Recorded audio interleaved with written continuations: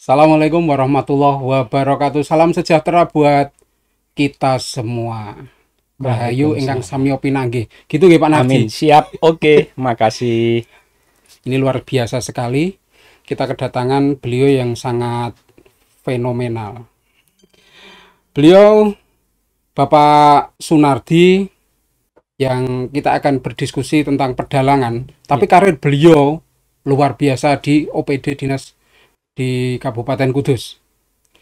Kepala Dinas Pariwisata dan Kebudayaan, Kepala Dinas Sosial P3 di Dinas Sosial P3 dan KB, Dinas Perindustrian UKM dan Koperasi, dan saat ini beliau menjabat sebagai Kepala Dinas Pertanian dan Pangan. Ya, makasih.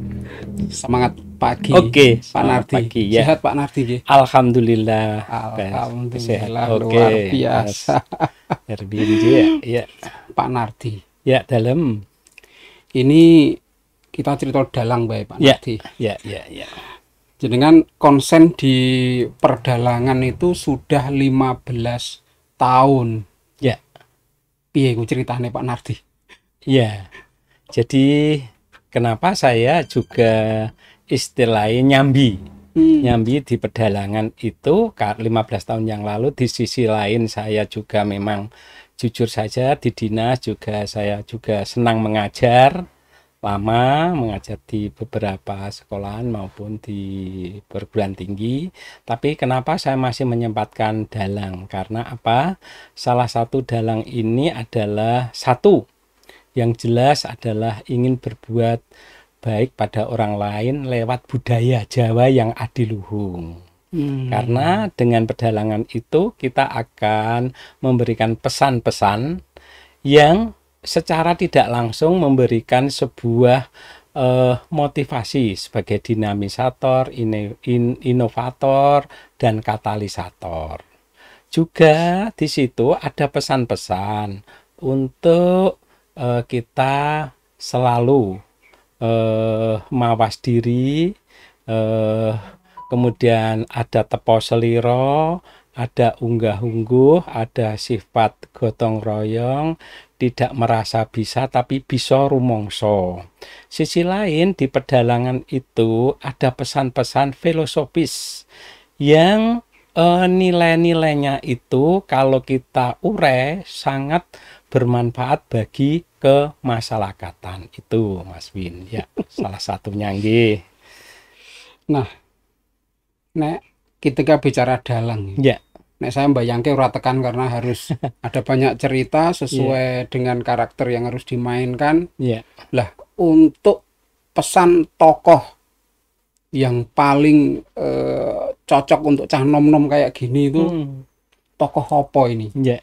Dan kemudian apa yang bisa disampaikan kepada mereka sebagai cah nom-nom Ya. itu? Ya. Demikian perlu kita ketahui memang wayang kulit atau Wayang kulit. Ringgit Purwo itu memang kebanyakan adalah pesan-pesan yang bersifat kadangkala cah nomen itu tidak tahu karena bahasanya juga lakonnya atau ceritanya. Apa yang harus kita sampaikan lewat anak muda, terutama dalam rangka ikut membangun manusia seutuhnya, maksudnya seutuhnya dalam arti ini adalah juga pendidikan moral, mental, juga ikut serta pembangunan fisik. Itu lewatnya adalah di Limbuk Cange, Mas. Limbuk Cange. Apa itu? Ya, Limbuk Cange Lucu-lucunan itu ya lucu-lucunan. Jadi di samping itu sebelum saya sampaikan yang lain, di samping Limbuk Cange ada hiburannya itu kita selingi, kalau ada dananya cukup juga ada lawaknya itu di porsi di Limbuk Cange. Yang kedua adalah di Gareng Petro Punokawan. Perlu diketahui sekilas wayang itu di dalam mengiringi ada dua, yaitu Patet 6, Songo dan Manyuro. Ramudeng. Ini hanya sekilas. Itu. Dan biasanya ada Slendro dan Pelok. Nah, di sini kadangkala juga di dalam cerita itu juga ada semacam motivasi lewat adalah Semar kepada Punggawanegara. Punggawanegara bisa saja sebagai raja atau ratu, bisa saja lewat dia adalah satria negara. Yang intinya Semar itu adalah pamomong, sang pamomong memberi motivasi, memberikan support dan memberikan arahan, masukan kepada pemegang wewenang kekuasaan negara. Tapi dalam hal ini wayang, dan ini bisa dilihat atau didengar dengan lugas bahwa Semar itu sang pemomong itu, Mas. Terima kasih. Nggih. Terus ya. Nah, ini tak tarik lagi ke belakang. Waktu dadi dalang itu sinaune wangil, Pak. Oh. Iya, ya gini, Mas. Sebetulnya itu memang ada dua hal. Bakat minat dan keinginan. Jadi kemudian bakat minat dan keinginan sebetulnya tidak ada sesuatu yang sulit asal ada kemauan. Kemudian memang pedalangan itu ada formal dan non formal. Formal itu di STSI baik di Solo maupun di Jogja. Itu ada. Non formal bisa saja di autodidak, belajar sendiri, kemudian dia dikonsultasikan kepada dalang senior yang sudah mampu. Di situ memang agak mengalami sulit karena situ harus menguasai titi laras, menguasai cerita, menguasai suluk, menguasai keprak yang cerik-cerik itu, menguasai gedok yang pakai itu cempolo, kayu itu harus menguasai unggah-ungguh Toto Negoro. Bahasa itu kepada siapa itu berbeda. Karena ada kromo inggil dan sebagainya itu. Di sini yang agak jangan sampai awake dhewe dibasakne kromo inggil. Misalnya nyun sewu, saya nyun sewu Pak, kula badhe sare, itu sampun salah, sampun. Lah disinilah dituntut dan juga diharapkan bisa memberikan motivasi kepada penonton dan sebagai hiburan atau tontonan harus bisa menjadi tuntunan. Gitu, Mas. Itu. Nah, jadi dalang itu tentu memiliki banyak kesulitan selain apa yang disampaikan ketika belajar. Dalang semalam suntuk. Udah kebutuhan pribadi loh misalnya. Kita kok udah ada ya? Apa ditahan apa? Oh, itu saya jawab gini, memang kita sadar kita masuk manusia lemah. Tidak ada yang super semuanya. Di sisi lain menjaga secara logika fisik juga kita juga berdoa. Kita manusia yang tidak punya daya apa-apa Mas sebetulnya, tapi itu semua. Tapi entah sekian 15 tahun saya ya alhamdulillah nggak pernah ngantuk dan selamat nggak pernah kudu nguyon. Itu sing tak tanyakan. saya ibaratnya jenengan pas nyupir Mas, orang mungkin ngantuk atau pas nyepeda motor walaupun ngantuk pun kan iso dilalai orang ngantuk. Ya itu secara logika itu Mas Erwin nggih itu. Nah gini, ketika merangkaikan sebuah cerita yang paling sering jenengan sering jenengan berikan untuk memberikan pesan kepada aku lebih seneng pesan itu lebih kepada anak muda itu cerita apa itu? Okay. Memang sebetulnya cerita wayang tuh banyak versi. Kalau kita lihat babunan atau yang paling besar babunan itu artinya yang paling besar itu adalah Ramayana dan Mahabharata. Kalau Ramayana mengaitkan antara Rama, Sinta dan Rahwana. Itu intinya itu. Kalau Mahabharata adalah Pandhawa dan Ngastina. Kemudian ada banyak carangan lakon, mestinya Wahyu Cakraningrat, Wahyu Makutharama, terus Wahyu Sandang Pangan ada lagi cerita misalnya Pandu jadi ratu atau Werkudara Mendita. ada lagi Gatotkaca dadi ratu, atau banyak cerita yang berkaitan dengan naiknya menjadi tahta, menjadi raja. Naik tahta lah. Tahta, Mm-mm. terus di wisuda ada wahyu sandang pangan. Misalnya Among Tani yang biasa sedekah bumi itu di desa-desa. Kalau Apitan saya sering menggunakan itu. Wahyu sandang pangan ada. Kalau itu hanya kelengkapan dari Mahabharata dan Ramayana, Mas. Kemudian kalau orang itu ningkah, mesti saya ambilkan adalah ningkahe Parto Kromo. Parto itu kan Janaka, Kromo itu kan ningkah. Gatotkaca Rabi misalkan. Kemudian banyak yang berkaitan dengan nikah-nikah itu. Tergantung saya menyelesaikan. Misalnya tetaan, mesti saya menggunakan wahyu-wahyu. Wahyu apa? Wahyu Topeng Raja, Topeng Wojo, atau Wahyu Cakraningrat, atau Wahyu Makutoromo.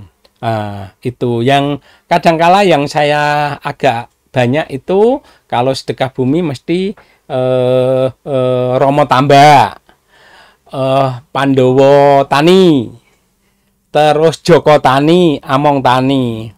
Tapi kalau biasanya di pemerintahan saya menggunakan Wahyu Makutoromo. Kenapa menggunakan Wahyu Makutoromo? Di situ sang Romo memberikan wejangan kepada Baroto karena dia baru dilantik menjadi raja di Ayodhya. Itu ada semacam wejangan yang diberikan bahwa seorang ratu, seorang pemimpin itu hasto broto. Hasto itu 8, broto lelaku. Jadi seorang pemimpin diupayakan iso nglakoni kaya kuwi. Apa itu 8? Kudu bisa kaya sengenge matahari. Tahu sengenge selalu bermanfaat dan tidak mengharapkan apa-apa dan selalu tepat waktu. Seperti bulan. Bulan itu menerangi semua pada kegelapan. 3, seperti lintang. Lintang ini sebagai petunjuk. Ini jam berapa, ini musim apa tanam. Juga sebagai bumi. Bumi itu selalu bermanfaat pada manusia.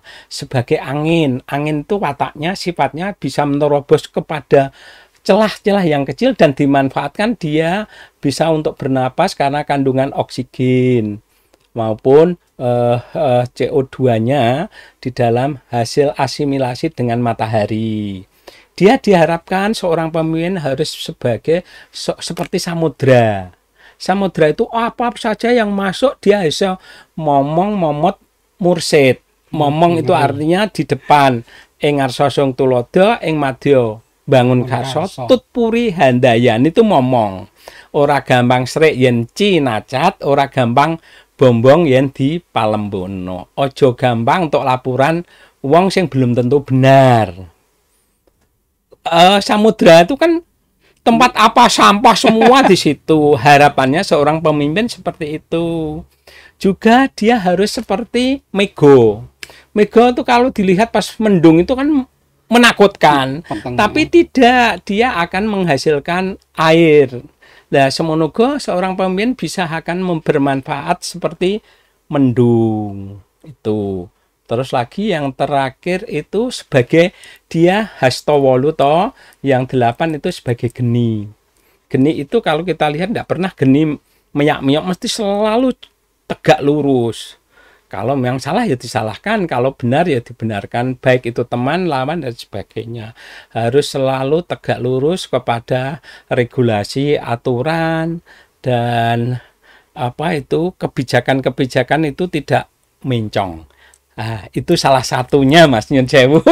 Kalau kita dari banyak, jadi panjenengan mesti langsung tanggap itu.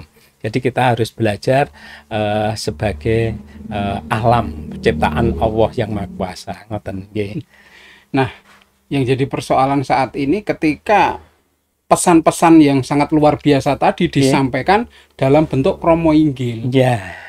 Lah ini. Oh, itu. Nah, kalau mungkin disiarkan lewat online dikasih terjemahan. Tapi kalau disampaikan secara langsung, ini kita kira orang Oh mudeng, Pak. gitu, Pak. Saya kadangkala saya pikir itu kan yo bosone boso rak terlalu tinggi. Neng saya tanya, itu tidak paham. Nah itu. Nah, kadangkala seorang pamomong atau semar itu menerjemahkan dalam basa itu. Kadangkala saya ya takutnya saya pikir dia paham, ternyata tidak. Nah itu. Saya sepakat ketika menggunakan apa tadi Semar Pamomong, Semar menyampaikan menurut versi Semar kepada raja, menurut versi Semar kepada Poro Petro, itu kan bahasanya lugas. Oh gitu, ya. Tapi akan berbeda ketika sang raja menyampaikan kepada Semar pakai bahasa raja. Nggih. Karena itu dipatok atau tidak bisa Semar matur sang raja dengan bahasa gluweh. Iya. Makanya bener masukan saran panjenengan kita sampaikan di dalam limbuk cangik gitu nggih, maupun Gareng Petro. Atau pas kalau ada pelawak itu saling saut menyaut tapi dalam bentuk bahasa yang mudah dimengerti gitu. Dimengerti, nggih, coba ini masukan bagi saya Mas nggih, matur nuwun nggih. Itu jadi masalah nggih. Tapi memang wayang iki luar biasa. Memiliki pesan yang dalam. Bahasa yang sangat santun. Dan kemudian yang ketiga, jika saya melihat itu wayang itu turun temurun, itu rame nggak menggok ceritane. Ketika harus berpesan begini, ya harus begini. Ketika menyebut misalnya taruhlah tokoh yang bernama siapa itu ya, Kresna misalkan atau siapa? Iya, raja nenggone Kurawa. Nah, Duryudana. Tapi dia tahu Kurawa itu salah gitu loh. Tapi ya. tetap jadi senopati kudu melawan Pandhawa itu ya. Dipati Karna. Karna itu. Iya. Kayak itu kan pesan yang dalam itu. Dalam, filosofisnya dalam. Betul Mas, memang ada tokoh 3 yang kalau kita lihat salah tapi benar tapi salah, ada 3. Satu adalah Sumantri. Sumantri itu sangat loyal kepada Harjuna Sosrobahu, rajanya. Loyal, tapi sisi lain dia juga kalau kita lihat dari unsur keluarga, dia berbuat salah pada adiknya Sukrasana. Dilematis memang itu Sumantri di kerajaan Maespati karena dia disuruh boyong calon istri mengalami dilematis. Istrinya itu aku gelem mbok boyong nek sing boyongku yo ngalahno lho iku sing tak ikuti. Padahal itu dia suruh dari Raja Sumantri. Jadi seorang petugas dihadapkan 2. Dia loyal pada pimpinan langsung atau kasih sayangnya pada keluarga, sering terjadi Sumantri itu. Yang kedua lakon itu Sumantri Harjuna Sosrobahu itu Mas. Terus yang kedua adalah zaman Ramayana, Kumbakarna. Kumbakarna sebetulnya kan tidak cocok dengan kakaknya Rahwana yang jahat itu, yang serakah, yang tapi sekti. Dia itu membela bukan karena membela kakaknya, tapi membela utah darahnya, tanah airnya yang dijajah. Dilematis dia memang. Yang terakhir adalah di zaman Mahabharata, Dipati Karna. Sisi lain dia itu kan ada cerita Dipati Karna itu kan dibuang di Sungai Gangga karena ibunya Kunti itu kan hamil, wayang loh Mas, hamil bukan punya suami, bapaknya kan merasa isin terus dibuang, tapi dia dilahirkan lewat telinga, wong wayang ini, terus dibuang di Gangga. Sisi lain karena itu kan ingin membalas budi Duryudana, Raja Ngastina. Tapi sisi lain dia dihadapkan saudaranya Pandhawa. Dilematis. Apakah dia sayang pada saudaranya atau sayang pada pemimpinnya? Atau dia juga ingin balas budi toh? Karena dia kan orang biasa sudah dinaikkan menjadi Adipati Karna itu. dilematis. Lah, tapi di balik itu ternyata di Parti Karno bermaksud baik.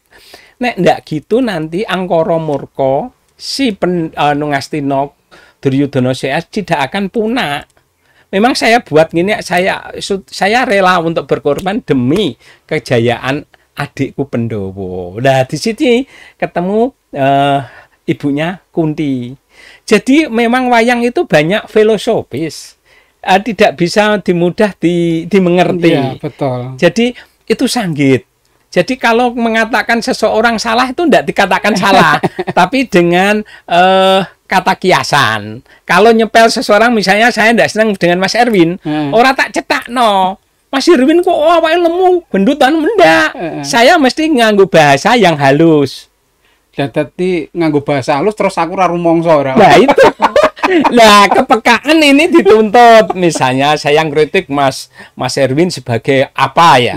Pejabat eksekutif atau legislatif, itu saya kritik. Tapi nek kritik wong budaya itu orang menyakitkan gitu loh. Jadi dengan bahasa yang menyakitkan soalnya ramudeng, Pak. Oh.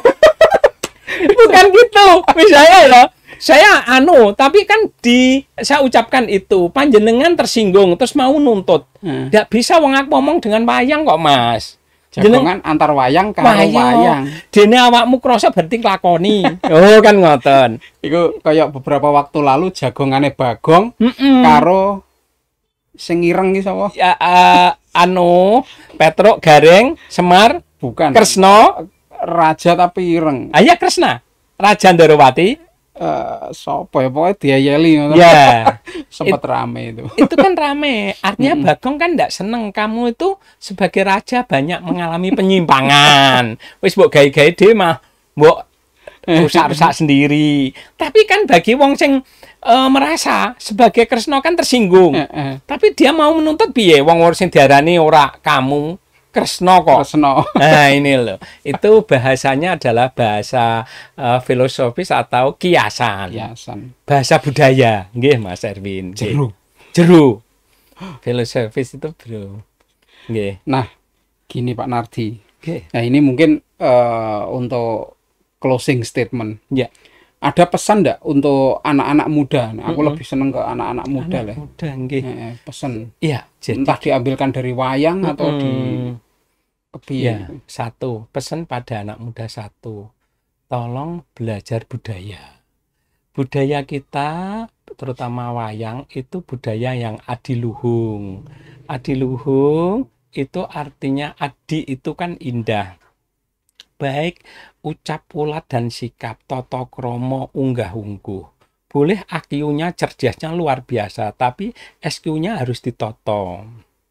Ojo mok bisa rumangsa bisa tapi bisa rumangsa. Di situ ada yaitu tepo seliro, gotong royong, tidak hanya menggunakan akal dan nafsu tapi juga menggunakan nurani apa saja.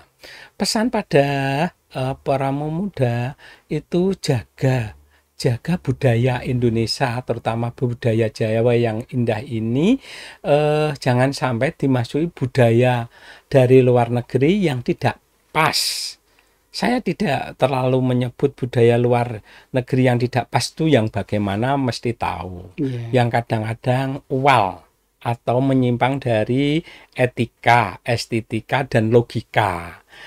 Ini kadang-kadang contoh misalnya ada budaya yang luar negeri yang rapas. Misalnya mohon maaf ya, nyanyi dengan pakaian yang sangat minim atau dengan budaya-budaya yang mestinya tidak sesuai dengan adat ketimuran dan agama. Kebanyakan agama kita kan kebanyakan di Indonesia kan Islam, jadi menyimpang dari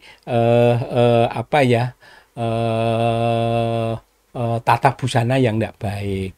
Itu banyak budaya lah. Siapa kalau tidak panjenengan yang bisa magri memfilter budaya luar yang masuk Indonesia kok tidak panjenengan. Dan salah satu bentuk action itu di pewayangan. Di pewayangan itu sebetulnya penekanan kita kan di filosofis dan sopan santun sebetulnya. Iya, unggah-ungguh itu ada di situ. Unggah-ungguh dan sebagainya. Dan itu tidak menyimpang aturan agama dan pemerintah sebetulnya, Mas. Saya takut nanti kalau budaya luar negeri yang selalu masuk dan budayanya kita sendiri tidak dilestarikan, nanti kita akan kehilangan jati diri dan merusak moral. Saya takuti itu. Dan sisi lain budaya kita kan ya juga sangat bagus. Tak kalah barongan kalau sudah diminta Malaysia, gembor-gembor di sini tidak diakui, tidak dirumati. Tapi nanti kalau dicaplok luar negeri, kita gembor-gembor. Atau budaya gong wayang itu ini banyak di luar negeri sudah ahli-ahli itu. Jangan sampai besok anak turun kita itu belajarnya malah di Amerika. Padahal itu betul-betul dari asli para leluhur kita yang mempunyai nilai estetika, etika dan logika itu sangat tinggi. Bahkan konon loh Mas, saya tidak tahu dalam memasukkan agama Islam aja pakai gong wayang sahadaten itu di Demak dan sebagainya. Dan wayang sendiri itu kan cerita lagi itu kan Sunan Giri. Sunan Giri jadi tidak bertabrakan sih dengan agama apapun karena menjunjung tinggi tadi etika estetika juga itu. Nggih, Mas. Pesan dari beliau sangat dalam, sangat luar biasa. Estetika, logika, dan seterusnya. Intinya, budaya kita harus menjadi kebanggaan kita, di mana di dalamnya terdapat pesan-pesan dari nenek moyang, pesan-pesan yang sangat adiluhung, pesan-pesan yang sangat dalam, pesan-pesan yang merupakan pesan yang luar biasa, yang mampu menjadikan kita jauh lebih baik dan terus berbuat baik ke depannya. Terima kasih Bapak Nardi.